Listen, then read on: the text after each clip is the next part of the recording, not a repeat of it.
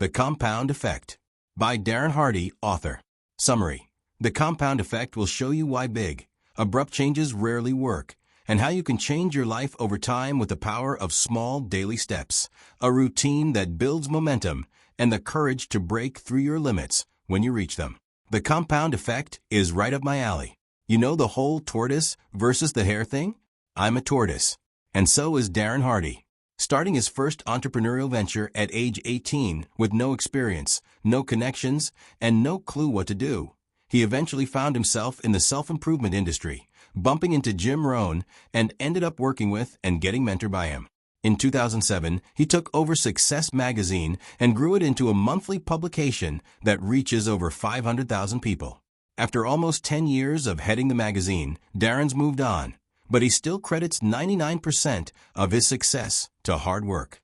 But hard work, like few other things, compounds. In The Compound Effect, Darren explains how, instead of making big bets and dramatic changes, he turned his goals into daily habits he could follow, and then waited for the compounding effect to kick in. Here's how you can do the same, based on 3 lessons from the book. Turn your life goals into daily habits. Come up with a routine, and consistently show up to build momentum. When you hit a ceiling, use your momentum to push through, even if you have to cheat a little at first. Let's build success like investors build their portfolio, by using the compound effect. Lesson 1. When you come up with a new life goal, immediately turn it into a daily habit. We've all been there. You have an insightful, glorious moment in which you decide you'll put your foot down and make a change right now. But then the morning comes, and your idea to run 10K every day doesn't seem so good any longer.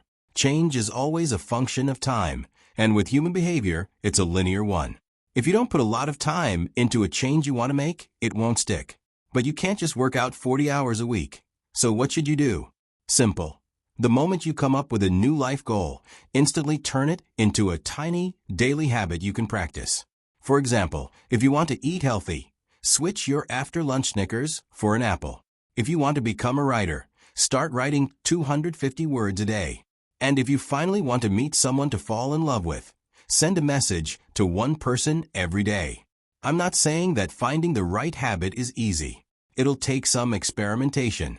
But once you find something you can manage on a daily basis, that's when it gets interesting.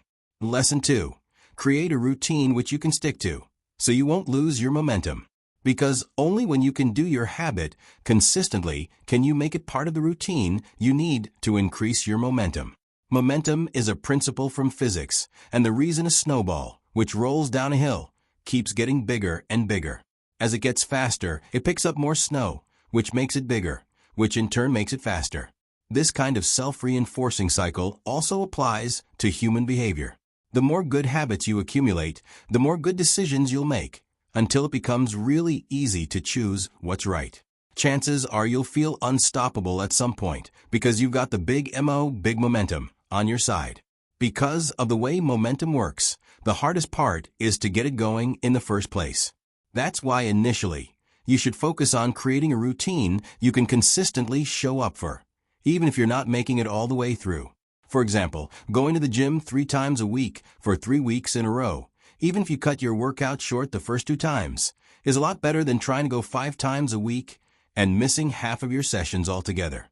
Keep showing up until your habit clicks into a routine. Lesson 3.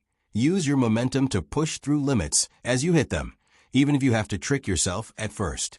The goal of having a good routine going is that you'll have momentum when you need it the most, the first time you hit a limit.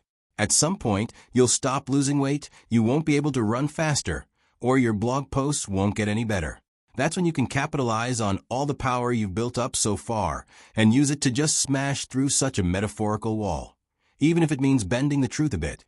For example, when Arnold Schwarzenegger hit weightlifting limits, he'd lean back a bit to activate more muscle groups, get some support, and add 5 to 6 reps to his sets. Cheats like these aren't shortcuts, they're detours. In the case of losing weight, you could just have water for dinner for a few days. For running, pick a route that's less steep than usual. And for writing, write an extra page that's about a different topic.